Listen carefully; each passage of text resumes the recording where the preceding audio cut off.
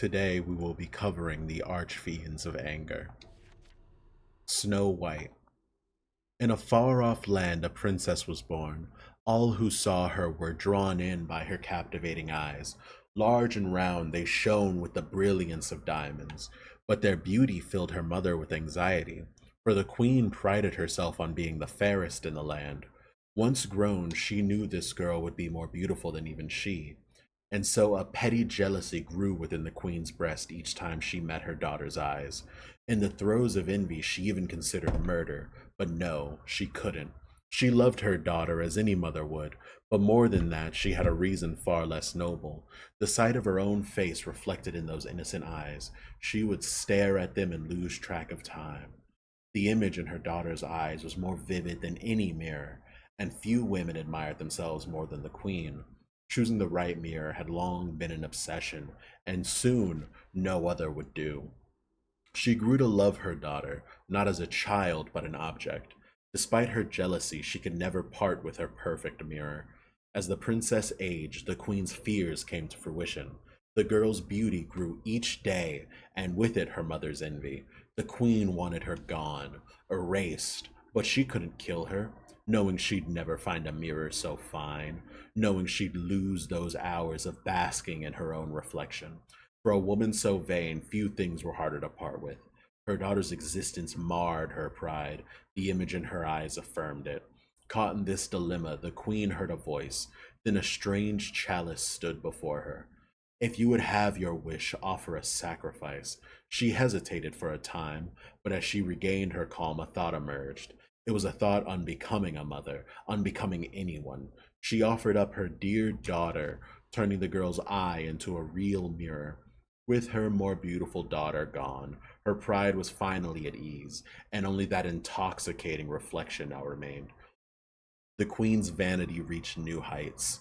Claiming the princess had run away, the queen hid the mirror in her chambers. Day after day, she posed this question to her former child: who is the fairest of them all?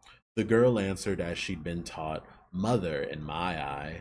For years this routine continued, until the princess came of age, or would have, were she still human. Wiser now, she began to question her circumstances. Why was she not allowed outside? You see, she'd never realized she'd become a mirror. I want to see myself, she pled, but the queen gave no reply.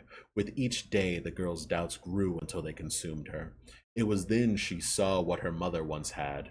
If you would have your wish, the chalice began. She wished to see herself, badly enough to shout, badly enough, it seems, to offer her remaining eye. In exchange, her price paid, the apples that were to be her meal became mirrors. She peered into them and saw a monster. She now regretted her lost eye, for she could not even weep at her fate. Her heart was broken, and she swore revenge upon the queen. Animated by that grim wish, the apples began to move. They were now apple dwarves, each bearing a mirror. Vengeance came soon after. When the queen next peered into her eye, she was met with the cold, hard truth. Until then, in her love for her mother, the girl had shown the queen a younger, fairer version of herself, all to see her smile. But no longer. The princess felt no need to please her mother now. The mirror showed a face carved with wrinkles. The queen shrieked and turned away, but a ring of apple dwarfs circled her, brooking no escape. The queen's heart stopped, and so the girl had vengeance. Yet the next moment she felt tears well up at the mirror's edge. Even eyeless, she still found a way to weep. The loss of her mother was crushing. Despite her vanity, despite knowing she had never truly looked at her daughter, the queen had still been her mother. Even transfigured, the girl could not hate her mother. Those years of fond looks, even if the queen had seen only herself, were enough for the girl. Ever since, the mirror princess has shown the image of her mother, as if to fill the void left by the woman's death. Minotaur. There was once a land that was ruled by a young duke. He was known for his beautiful green eyes and insatiable carnal appetite. A palace maid had become the latest in a long string of liaisons. The maid became pregnant but didn't dare inform the duke. After all, the duchess was a deeply jealous woman, and the maid felt sure this revelation could only lead to a terrible fate. When her daughter was born, she had the same beautiful green eyes as her father, a feature passed down through the Duke's family for generations. The child's first 5 years passed uneventfully, but then something terrible happened. The Duke and Duchess learned of her existence. Now, though her mother was lowly, the girl had noble blood. Her existence could never be publicly acknowledged, but disposing of her was out of the question. Thus, the girl with her father's eyes was snatched from her low-born mother and held captive in a hidden castle. The castle had long been abandoned and its interior resembled a maze. The girl was kept under observation at all times by men who called themselves her guards. To hide the eyes that would have revealed her lineage, the girl was forced to wear an iron mask, two horns protruding from the top, giving its wearer a distinctly sinister appearance. The girl dreamed of being reunited with her mother. Even as she did so, the hatred she felt towards the Duke and Duchess intensified. Just as this hatred swelled to a crescendo, the girl had heard a distant voice. "Do you wish to leave this place?" She nodded. The disembodied voice went on. "Shall I give you the power to escape them?" The girl used the mysterious power given to her to escape the castle. She took off her iron mask, exposing her beautiful green eyes to the sun and bathing her face in its warmth. Through the sheer joy of this moment threatened to overwhelm the girl, no tears were shed. After all, there were things she needed to do. Setting out in search of her mother, the girl eventually managed to discover her whereabouts, a lonely convent. Finally, they would meet again. Unfortunately, it was not to be a happy reunion and would cause more resentment than ever. Her mother had changed. She was extremely thin, with sunken cheeks and hair that fell out in clumps. Not appearing to see the girl, she simply intoned her daughter's name, her face contorted in a vacant, half crazed smile. She had lost her mind. The girl took her mother's frail body in her arms and fought back the tears. Now was no time for crying. It was time for revenge. The girl took the iron mask she had been forced to wear for so long and placed it over her face once more. It would serve to remind her of the reason she sought revenge. Mask in place, the girl commenced her investigations. It transpired that the Duchess, not satisfied with taking her daughter away from her, had also subjected the girl's mother to terrible abuse. All the while, her father, the Duke, feigned ignorance. The years of suffering had cost her mother her sanity. The girl stayed with her mother at the convent, attending her every need. She felt sure she would eventually get a response. That was not to be, however. Her mother didn't even know she was there. After a while, the girl gave up. Whatever she is no longer human. Just then, the same voice heard in the castle came once again, from a strange chalice that emitted a curious white light. "Do you want to make them pay for what they did to your mother?" The girl nodded. "Then you shall have to give me something, the most valuable thing you have," the voice said. The girl did not have any possessions. Indeed, there was only one thing she valued in the whole world: her mother. She wasted no time in accepting the chalice's proposal. She would need its power if she wanted her revenge. Her face swelled and distorted, fusing with the iron mask that covered it. Within seconds, the once beautiful girl was grotesque. Her mother, sacrificed to gain her new power, became a giant axe with a warped blade. She didn't even notice as her humanity seeped away forever. She just smiled, intoning her daughter's name over and over and over. The girl set off for the Duke's palace, giant matriarchal axe in her hands. After an arduous journey, she arrived at her destination. It goes without saying that the revenge exacted upon the Duke and Duchess was brutal. The girl's hatred, however, did not ease. Indeed, she felt more defeated than ever. As she gazed down upon the giant axe that was stained red with blood, the girl had a dawning realization. All she had ever wanted was an ordinary family, to know how it felt to have a mother and father who loved her. A simple wish, but one that would never be realized. The sound of her mother's crazed laughter emanating from the axe was painful proof of that. Hatred, anger, envy. The monster that the girl became roams the land to this day, consumed by those emotions with no one left to direct them towards. Attacking happy families, now her sole comfort. Still, she will never be satisfied. Her despondency is a maze with no exit. Such is the life she now leads. Her desire for revenge never sated. She weeps in harmony with her mother's crazed laughter. The Kraken. Once upon a time, in a bustling port town, there lived a merchant sea captain.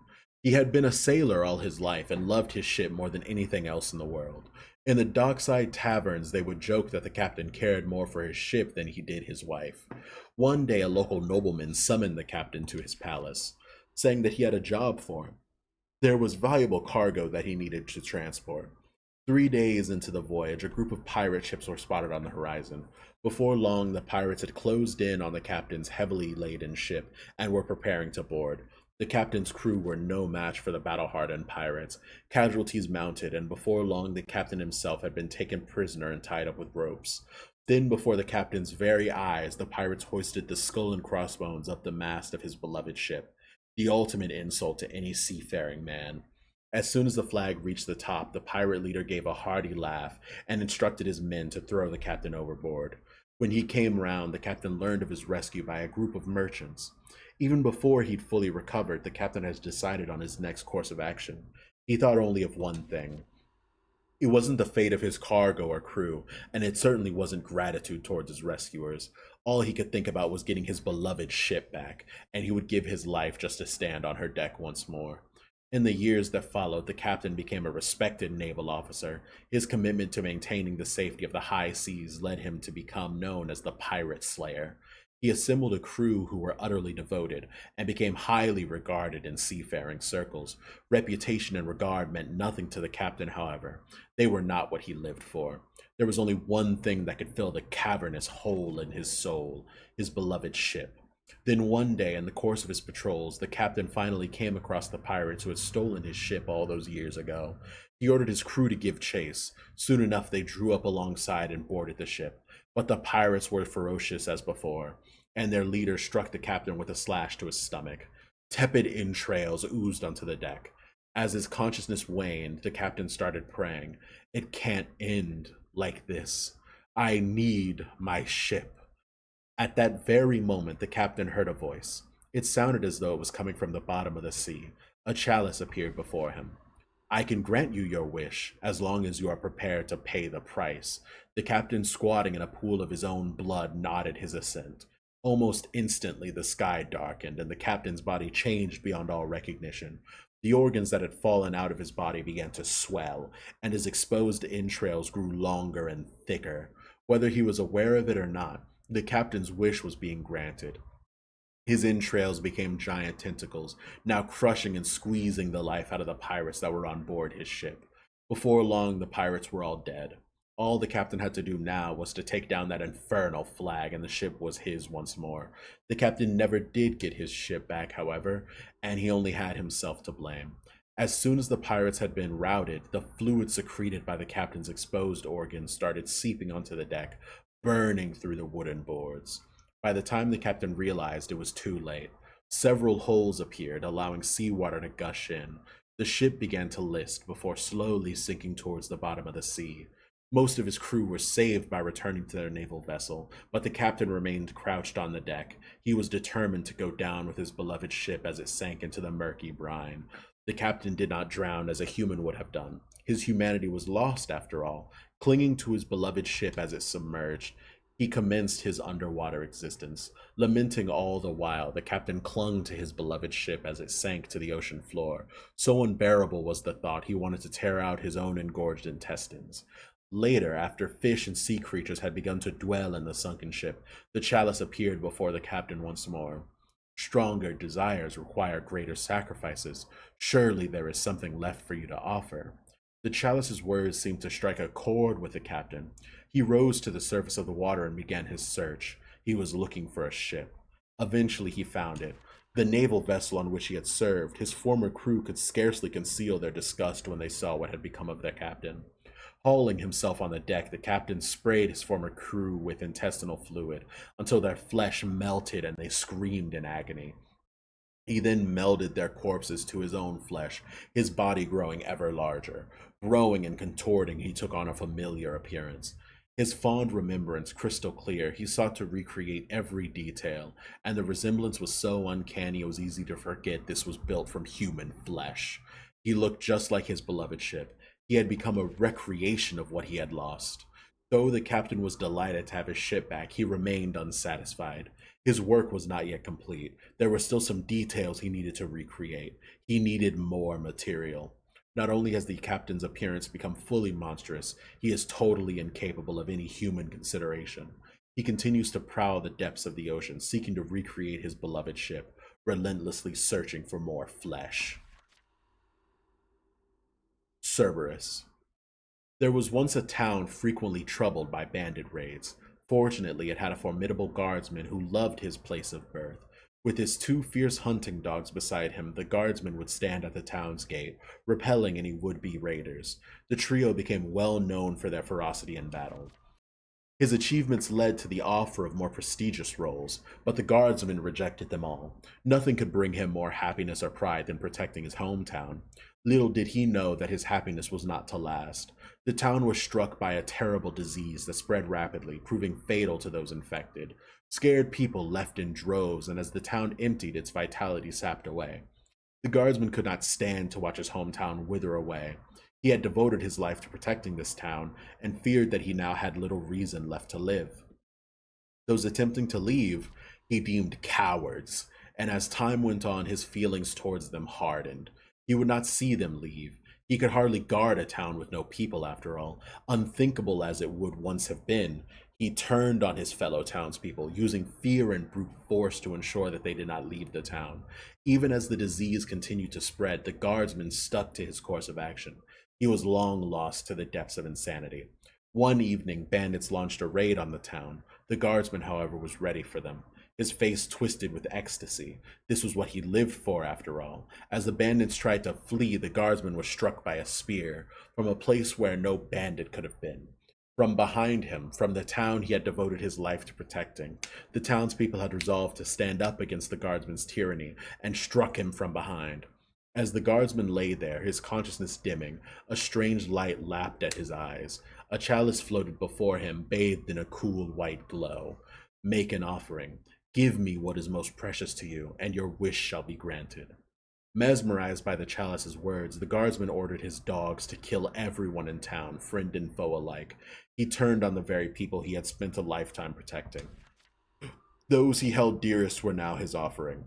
A giant mound of corpses was amassed. Beside it, the guardsman stood weeping. The howls of a mad dog echoed, and then the area was shrouded in a black glow. From the pools of blood that had gathered, a monster rose, a monster that defied description. Legend has it that the town still exists somewhere in the world, appearance-wise unchanged in years and still the same as during the guardsman's heyday. They say he can be found there still, standing guard the gate. He may let you enter, but he certainly won't let you leave. Basilisk. From birth he was a man plagued with poor health. In time, illness claimed even his sight. Even navigating the corridors of his long familiar home proved a challenge in the dark. His days became an exhausting struggle to hone his remaining senses. The man's hearing in particular improved prodigiously. Total desperate dependence, it seems, is far greater teacher than any who enjoy the gift of sight can fathom. And yet even preternatural hearing could only do so much. The man's life remained a difficult one. Unable to shoulder the burdens of his care alone, his parents petitioned their fellow villagers for aid. All who were asked begged off from the onerous task, all save one woman. Like the man, this woman scarcely left her home, though it was deep insecurity about her appearance that kept her housebound. The selfless care she offered the man was exemplary. Though the warmth of her touch, the man rediscovered the will to live. As if feeding on this newfound joy, his body began a miraculous recovery. The woman too was healed by her relationship with the man. She need never feel unsure of her appearance in the company of a blind man. As the months passed, the former shut-ins began to spend more and more time out in the world. Their affections grew into deep, abiding love. One day the man gave voice to a burgeoning hope of his. Perhaps the day will come when I'll be able to look upon your face, my love. In truth, patches of light had already begun to pierce the darkness covering the man's convalescing eyes. The optimistic comment saw the woman's face twist into a horrific grimace, and there the man's recovery ended. Instead, his health began to deteriorate at a frightening pace. His days were racked with pain, light forever left his eyes, and now even his nose was perpetually stopped. Festering boils left his tongue useless. Only his hearing remained sharp as ever before, and the woman's whispered professions of love never ceased. Half a year on, the man sensed his end approaching. He could die happy, thought he, if only he could catch one glimpse of his beloved. The mysterious voice that next reached his ear was not that of the woman's. Pay a fitting price, it spoke, and you will have what you desire. Yet the man had nothing left to give. Yearning soured to desperation in his breast, and the man knew no peace. Seeing her charge in anguish, the woman knew that death was not far off. As if confessing her sins, she told the man of what she had done. In order to ensure that he forever remained hers, she had replaced his medicine with another substance. Her fears that his love for her would die upon seeing her face drove her to make certain his love outlived his body. The man was cut to the quick by this grim admission. His doting nurse, his beloved, had done him harm to secure his love. How could she ever think that sight could quench his love for her? It was not her appearance he had come to love, but her selfless, caring soul. As his desperation reached its peak, he knew he had found his sacrifice. He gave her gladly. The man's form warped and shifted into something hideous. His keen ears grew into wings, carrying him aloft. His belly split at the sternum, and from within him a giant eye peered out. It was an organ crafted from the viscera putrefied by the woman's poisons. The first sight to grace his newborn eye was that of his former love, writhing in the final agonizing throes of death. In that moment, his desire to look upon her face and his desire for revenge met. Even he knew not which was stronger. Freedom finally is. The man took to the sky. He made for the horizon without so much as a glance back. The world was finally his to explore. All that remained behind him now was the husk of a woman he had both loved and hated to death.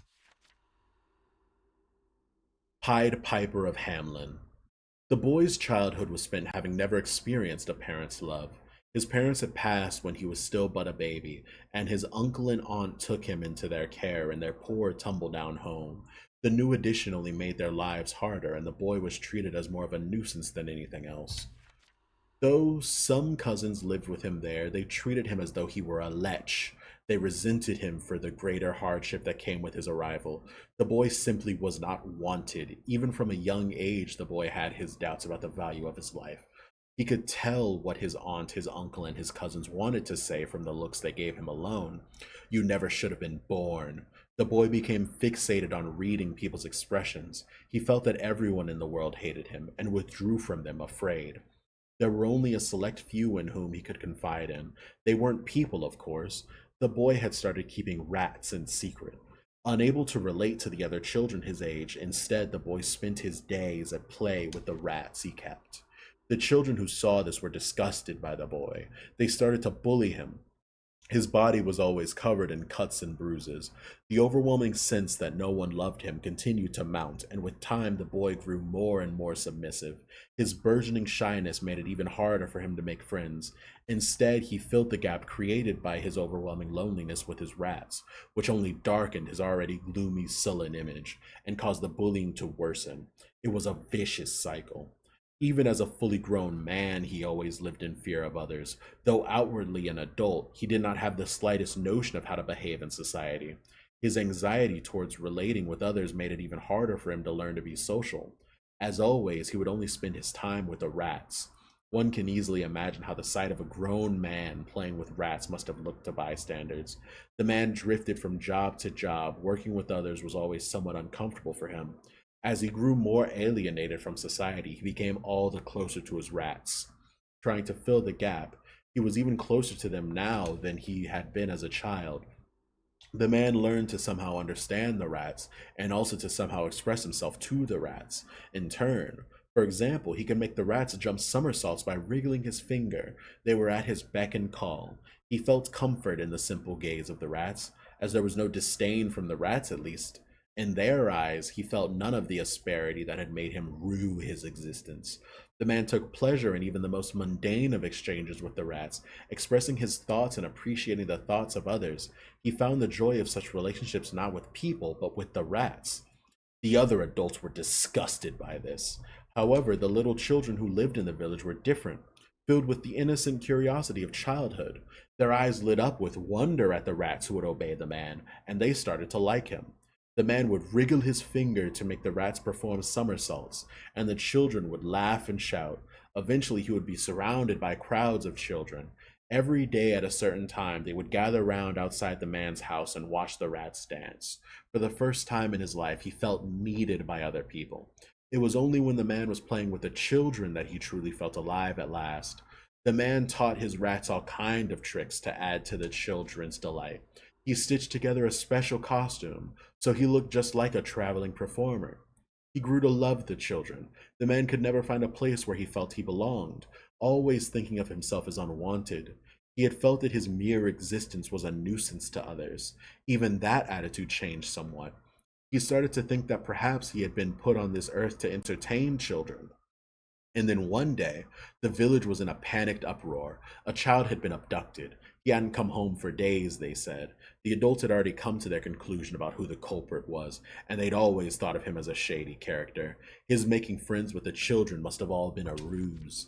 It was the rat catcher. The man didn't have the slightest idea what they were talking about. All the accusations were false, yet the villagers would not listen. They had never treated him as one of their own to begin with. They looked down on him just as one would look at a rat with disgust.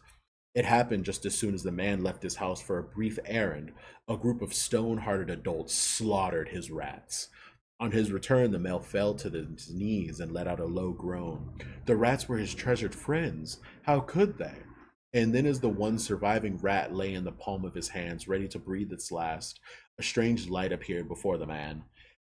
Hanging in the air was a white chalice, and it spoke directly into the man's mind.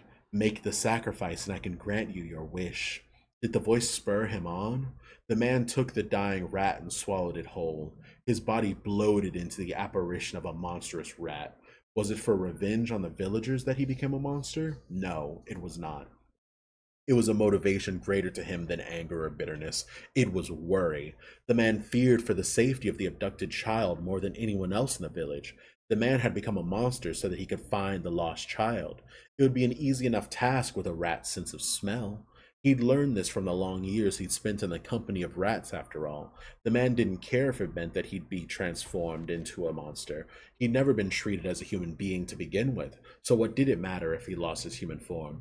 It was an easy price to pay if it meant he could save the child. Though persecuted by the villagers, the man cared for the villagers' children more than anyone else.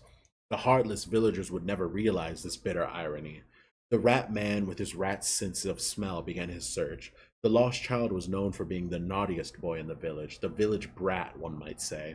It was not unusual for him to reduce the other children to tears. Following the boy's scent, the man came across a terrible scene. His hopes were dashed as he discovered the body of the village brat deep within the woods. And at the same time, he also gleaned the identity of the murderer from the other scent found on the body. It seemed impossible at first, but there was no denying it. It was the scent of the boy the village brat had relentlessly bullied. His favorite victim, in fact. The Ratman put the clues together. Unable to stand the bullying anymore, the boy must have tried to resist, yet the bully fell awkwardly when the boy struck him and was killed. The man was overcome with painful emotions, as he knew only too well what it was like to be bullied himself. He had been in the boy's shoe before. When the boy lashed out, he must have used up all his courage. This was something the Rat Man had never managed himself as a child. Perhaps it would have been too much for him even as a grown man. He felt as though he could feel the boy's agonized cry. I'm just a boy, like you. The Rat Man was trapped in anguish. If the villagers found out who the real culprit was, he couldn't bear thinking about it. Yet even if he kept his discovery to himself, the body would be found by the villagers eventually, and the truth may very well have come out. The bully's victim was probably at home, fearing for his life at that very moment. He must have been trembling with fear that the others would learn the truth, perhaps regretting having gone too far. The Rat Man reflected on his life as a young boy and the pain of his abuse. The loneliness had twisted his heart, revealing itself in a warped form that made him want to prove his very existence. Ultimately, others distanced themselves from him no matter his efforts, sending him deeper and deeper into a vicious circle. He just wanted someone to reach out to him. The bully's victim must have been the same. Now, at this time, he was the only one who could offer his hand to the child. If there was any meaning to his life, he would find it by saving the child who was living through the same torment that he had lived through. The kind rat man made his decision. It was me. I am the villain, the rat man shouted his false confession from the rooftops. It mattered not if he became a villain. This way, he can put an end to the whole sorry mess. He just had to keep playing the monster in order to save his fellow victim. And to this day, he continues to play the role of the madman kidnapper, hiding deep within his heart his love and desire to save a victim. Thank you for listening.